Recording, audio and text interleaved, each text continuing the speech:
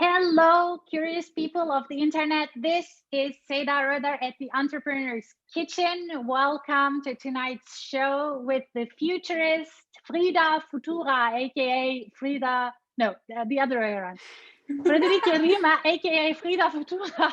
Hello, Friederike. Hi, good evening.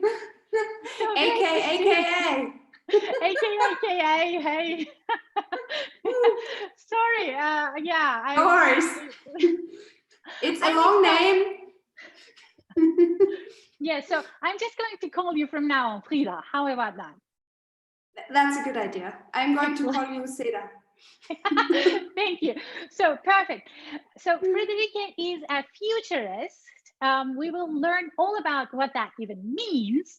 And then I'm also going to ask her lots of interesting and weird types of questions about the future, about how we can shape our future, how we can take more of our, possibilities to shape the future, to co-decide what we want to create, to live in. But before that, we decided to co-create something food-wise because Friederike is always about co-creation. So Frieda, what are we doing tonight? Hello.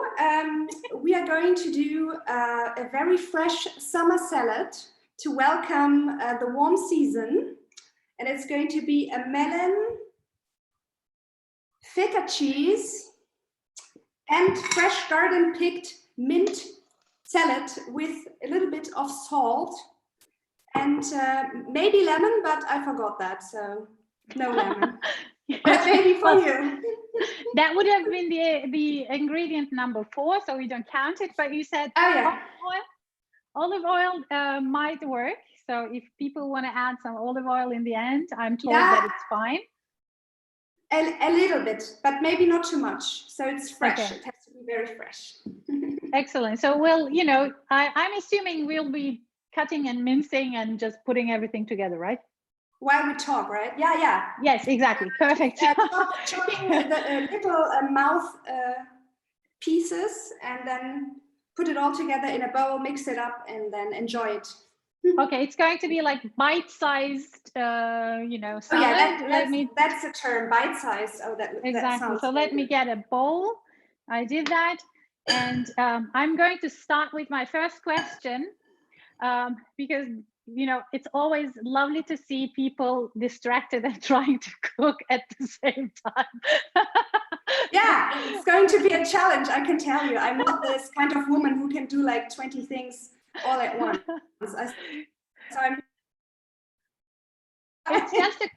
It's just a question of practice, Friederike. It's just a question of practice.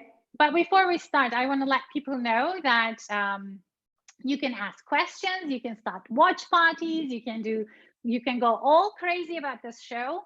So questions, please ask them on Slido, Slido. Our event code is 97549. 97549. So if you have any questions about the future of work, the future of living, you can ask them on Slido. And as I said, we are to be watched on all sorts of different platforms: Facebook, YouTube, live stream, and also on LinkedIn. So I'm hoping that, and Twitch, we have Twitch. Wow, really? Oh, that's really cool. I didn't know that. And we have our I wanted to be on Twitch. Yay! Always wanted to be on Twitch, so we're on Twitch. And also on our own website, themindshift.tv. Excellent. So, Friederike, when you tell people that you're a futurist, let's say, someone who is in your family who has nothing to do with these kinds of job descriptions, or someone, in a totally different realm than yours, when you say, I'm a futurist, what kinds of looks do you get? Very confused, kind of also like a bit, pitiful, like I need to drive a taxi to have a living or something. And then when I start explaining, of course, the next question is, oh yeah, how is my future going to look like? Or tell me, yeah, it's like a fortune teller kind of a narrative. And of course, like, how is in general the future going to look like? Or of course they are like, yeah, but you didn't know that Corona was coming, so what kind of a futurist are you? So people kind of project their fears and anxieties, and it's a little bit like a therapist. I don't know, but people always have, like, they are strongly opinionated about it. It's not like, oh yeah, boring, but well, also, you're definitely not boring. That's totally, for sure. Absolutely, I can put my hand on fire about that. So I should start doing something, right? Exactly, okay, at the same time. So when you talk to people about the future, and you just said, you know, people are anxious about what's the future going to bring. One of the aspects of being a futurist is also kind of like an evangelism of future. You try to empower people and give them tools to shape their future. So how does that work? And does that also work with everyone?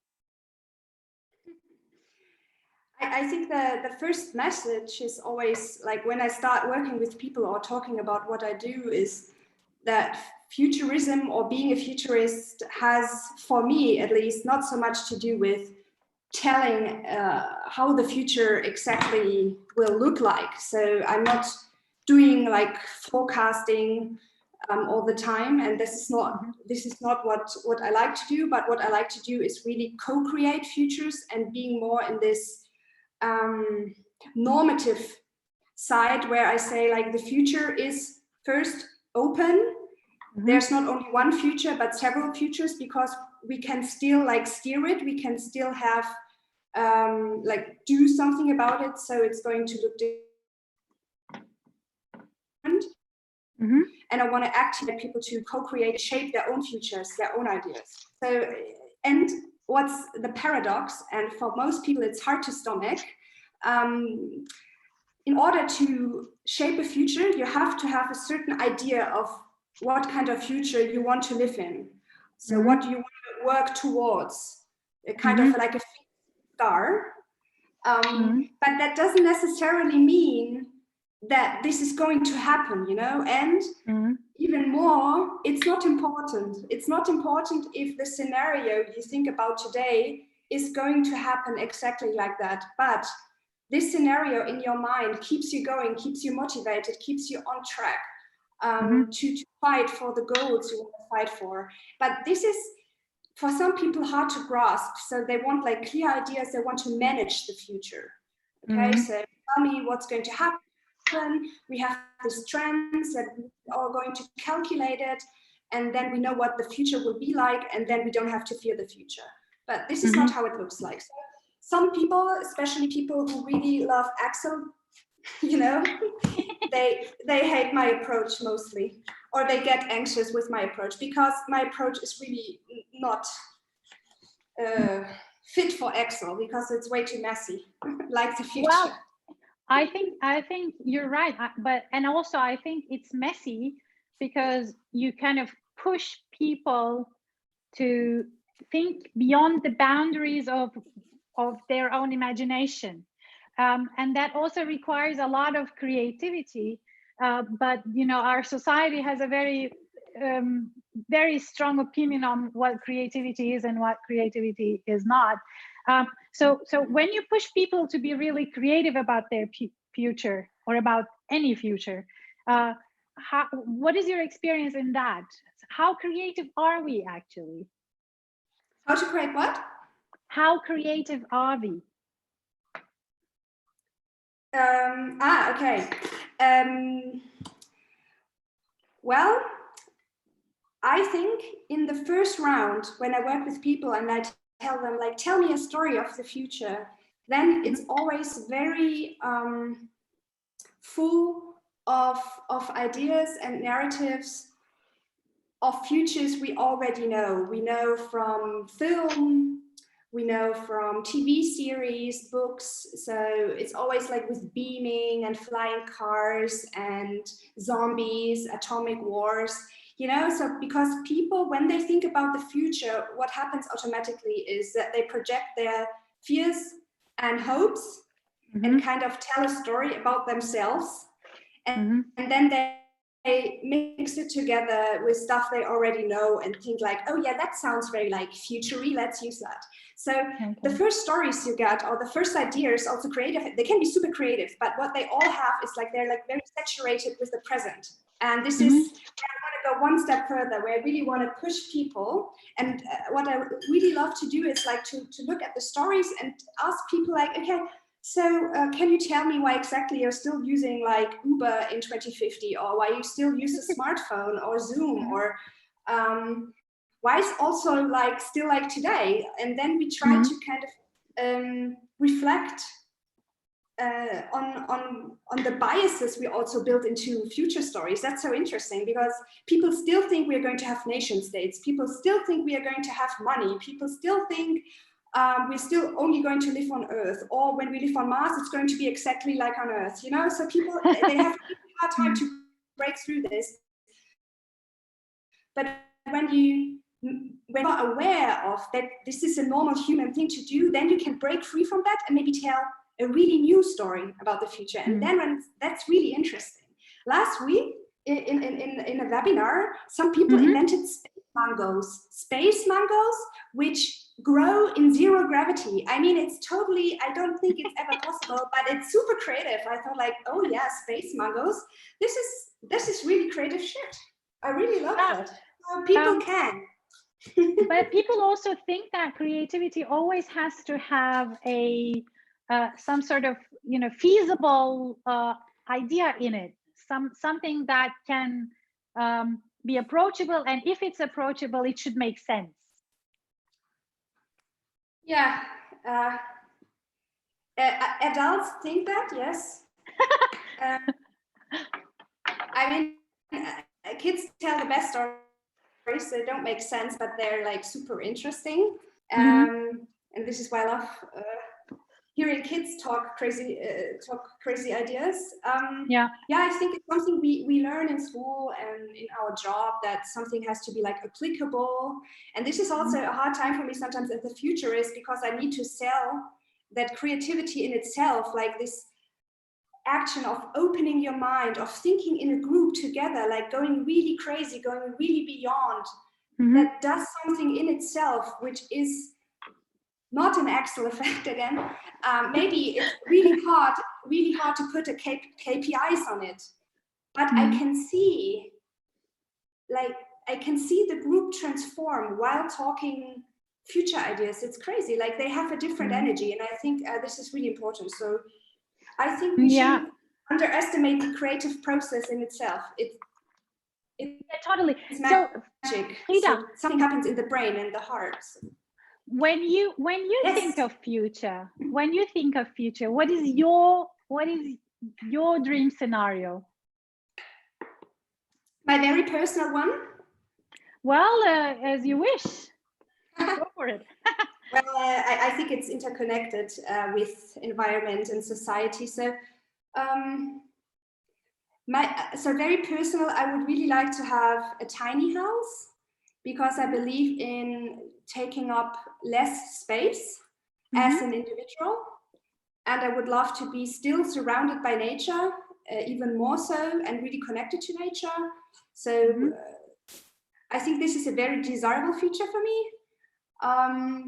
Also desirable is that it's not only paid work, or it's not only like that we get paid for work, or I strongly believe we need a different system to make people happy and fulfill their purpose, but also get society going. So yes, not only like having a normal job, it's not part of my desirable future. I mean, like doing good for society, doing crazy ideas, doing great stuff, but not necessarily like in a normal job scenario. Yeah. What's very dear to my heart is biodiversity. So really trying to taking care of biodiversity, and I think Corona is the best example when you want to understand why this is so important. So yes. Yeah, So I would totally. live in a tiny house in a very biodiverse patch of land and invite all my friends who have a lot of time to do crazy stuff. That's maybe not the best political vision, but it's kind of fun, isn't it? Yeah, well, I mean, I'm in. Exactly. We could do all sorts of crazy shows while in the tiny house. Actually, it's too bad that it's no longer being shown, but I've seen something that really I loved very much on YouTube recently. It's called the Tiny Talk Show. It's hilarious. Oh. Just go ahead and have a look. It's really, Oh, really yeah. super cool. So Friederike, you're not only imagining the tiny house and the biodiversity, you're also helping others imagine what sorts of scenarios are possible. You just published with Felix, with your co-founder, a game called the Future Game. Oh, Yes. I was putting everything into dices. What does that tell about me? I did the same. I guess you became very German, Frieda, Austrian. I guess maybe you lost touch with your heritage. Well, my heritage is right now in the living room, but I hate messy stuff. So oh, interesting. Exactly. So do you have a job for me in the Future Game? Oh, for you, yeah? Oh. You know what? I really would love you to be the president of the moon. Oh, me? Yes. Oh my God, moon is going to be the cheapest place. It's going to be, no, it's, you know, we create these job roles of the future, and we imagine this role, which is part of the new masters, like it's a very like special role, and the president of the moon is elected by the world community to serve the world community for 1 year and publish a paper about like the status of the world and what is going on and observing everything from the above. So I think we would get like some very creative insights, and you would you know, steer humanity towards more creativity. So this is why this would be like my campaign slogan for you. Well, awesome. I'm in it, so I'm going to do that. I'm going to go all for the elections next time, whenever it's going to be possible. But it's not. It's also AI is also involved, so be prepared to get a round check. You know. That's so really I hope awesome. You don't have. You know, yesterday we had Lynn Kaiser, whose uncle Lutz Kaiser was one of the first pioneers in the world, you know, many years before people like Elon Musk were on the scene, who pioneered private space travel. And I was watching a documentary film just recently also on the, you know, Apollo 11. It's called Apollo 11, where you see unpublished material from the launch from all sorts of different perspectives. And once, you know, you look back to Earth, you get really, I mean, I wasn't in the rocket, obviously, but you get really emotional. Yes. And suddenly you're like, look at this tiny place. Why are we fighting? Yeah. It's so beautiful. Yeah. Well, yeah, I think it's like the biggest change of perspective you can get. Maybe the most important one. Yeah, let's not get too touchy-feely about this, but I'm like, oh my God, the world. But when you imagine these jobs, no, let's not do this. Exactly. When you imagine these jobs about the future, what were some of the inspirations? Where did you get all that information from? Because you also have, you know, jobs like algae farmer, bee counter, but you also have jobs that are like carpenter and cook and teachers. So so let's talk about that a little bit. Okay, so first I have to say that it took us quite some time to put this first set together. So it's like wine, it aged and it became better. So I think also, oh yeah, now my hands are messy. Now I know why you don't do that, but okay, who cares?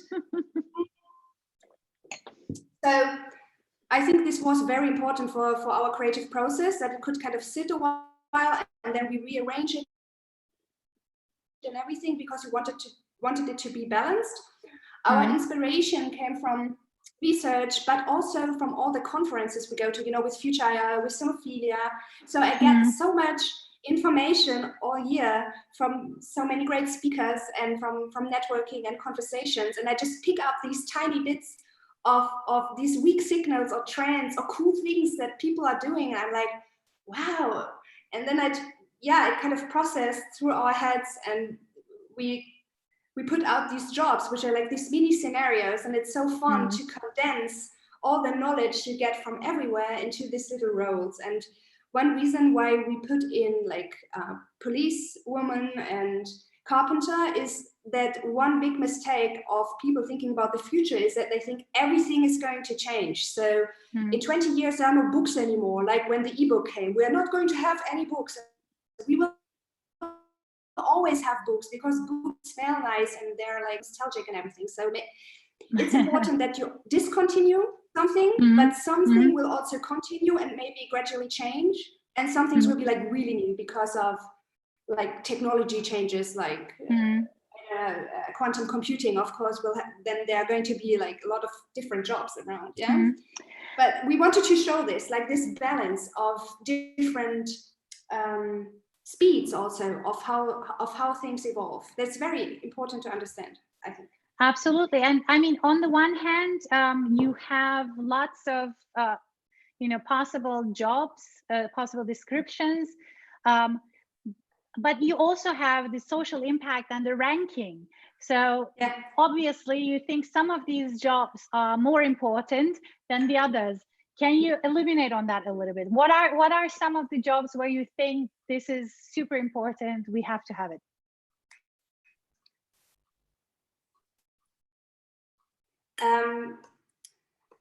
Well, of course, so first, there's no job in there where we think like it's absolutely useless and it shouldn't be there, because in itself, it's like a desirable approach of futures. But we think that some jobs might be very important from an environmental side. For example, the bee counter. Yesterday, or was it the day before yesterday, it was World Bee Day. And it celebrated like the importance of bees, because without bees, there's no growth of plants and everything. So if we do, this is a very important issue. So the bee counter is the role who takes care of bees, and I think it's from the environmental side super important. And there's then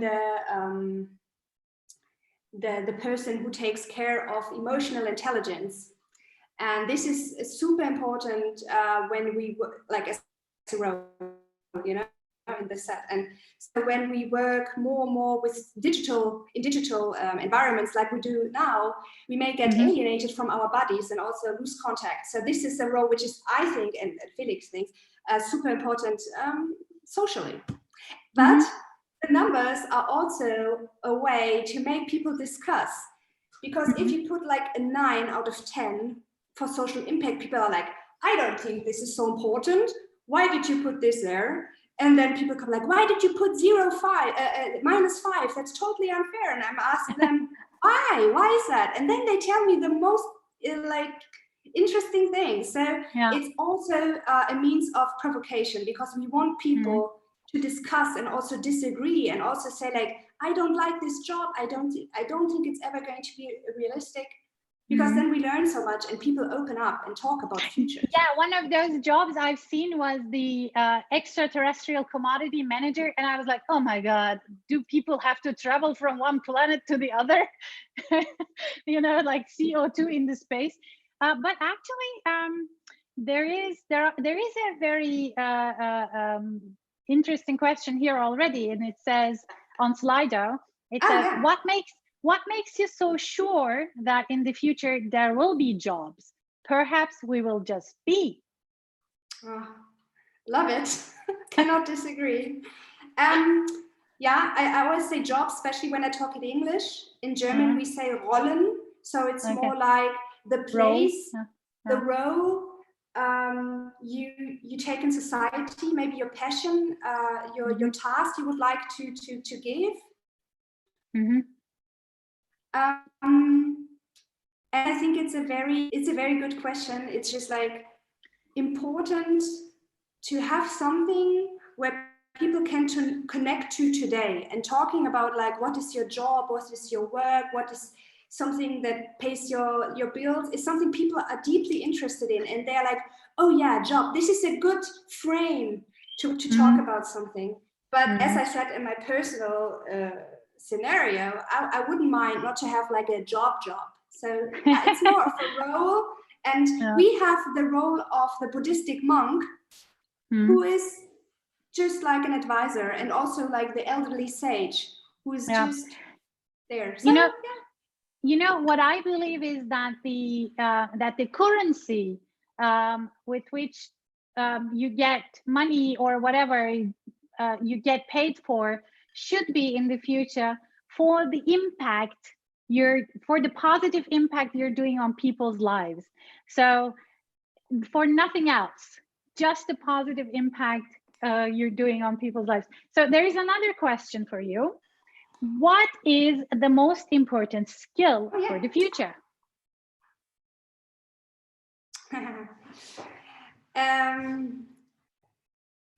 You know, there's this 4 C's, and I hope I can deliver them now, because now, of course, I'm super under pressure. But let's do it together, because I think it's really smart. It's creativity, collaboration, critical thinking, and communication. And it's not from me, it's a proof concept, but I think that really narrows it down. And for me, of course, personally, I think like creativity is key. Otherwise, maybe we wouldn't know each other for so long already. Because it just unleashes something in people which no machine. Okay, I know creativity machines, yes, but there's something else. But I think it kind of connects us with a deeper purpose, and it's also very important to stay adaptable, to stay flexible in your approach towards life, towards how to make a living, also towards climate change. So maybe adaptability is also another. Actually, skill, our common friend Meg Charles, today we were on the phone, and she says creativity is survival, and I love it. It's totally nailed. So we're almost at the end. Show me your salad. Oh wow! Oh, I'm glad I finished. You get older. Look at mine. Oh, nice! Wow. Hey. See, I'm German, but mine looks messier. Isn't the smell nice? I would love to have like a smell internet already. Yeah, that's exactly 4-dimensional internet. That's something we need.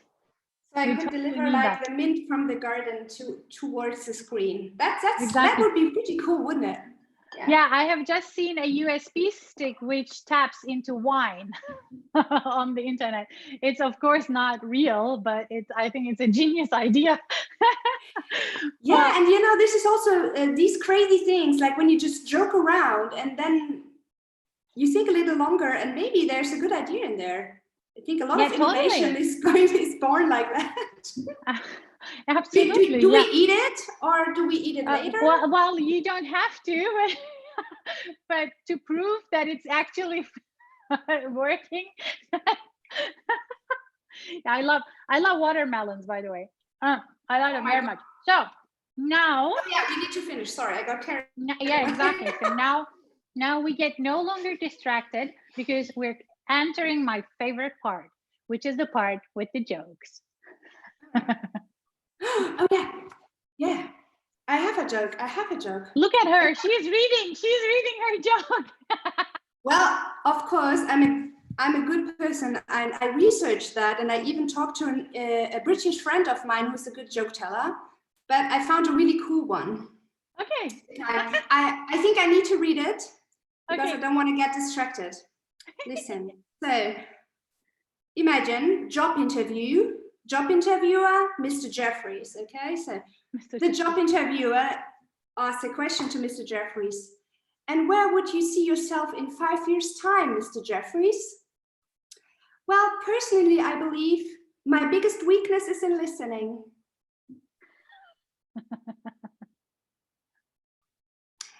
Yeah, I get it. Yeah. It's a subtle one.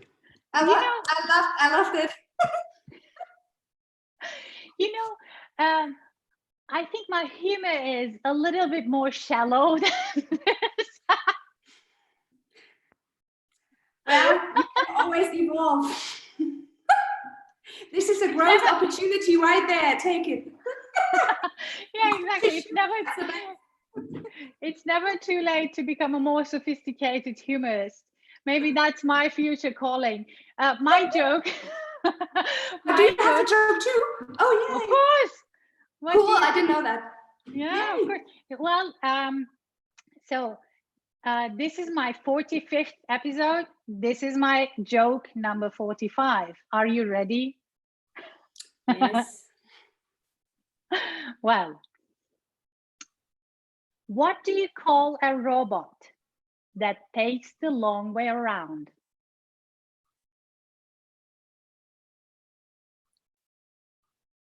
What? What do you call a robot that takes the long way around? Growbot? Actually, very good. R2D2.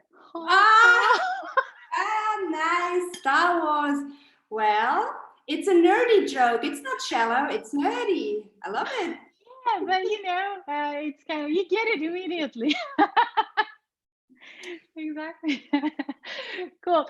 Friederike, this was a delight. Thank you so much for joining me tonight. It was really lovely to see you again and hear your voice. Pleasure.